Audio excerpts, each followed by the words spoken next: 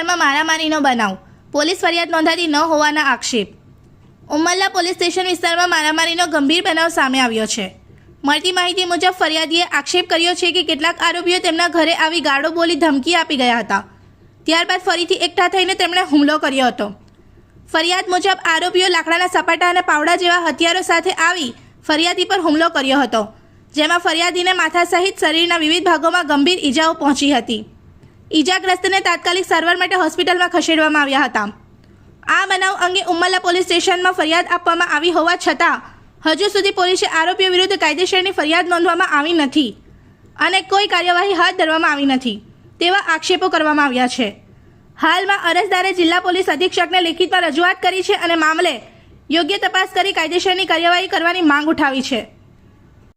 ગઈ તારીખ 2/2/2026ના રોજ સુથારપુરા ગામે ઉમેશભાઈ વસાવાને ઝઘડો થયો હતો।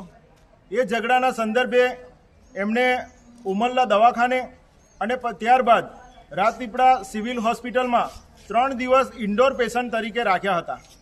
તે બાબતે ઉમરલા પોલીસે આજ દિન સુધી કાયદેસરની જે એફઆઈઆર નોંધવાની હોય એ એફઆઈઆર નોંધેલી નથી।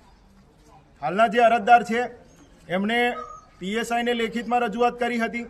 ત્યારબાદ 11/2/2026ના રોજ હમણાં થોડા દિવસ પહેલાં નાયબ પોલીસ અધિક્ષક અંકલેશ્વરને અરજી કરી હતી અને ત્યારબાદ ગઈ તારીખ 3/3/2026ના રોજ જિલ્લા પોલીસ અધિક્ષકને પણ અરજી કરી હતી।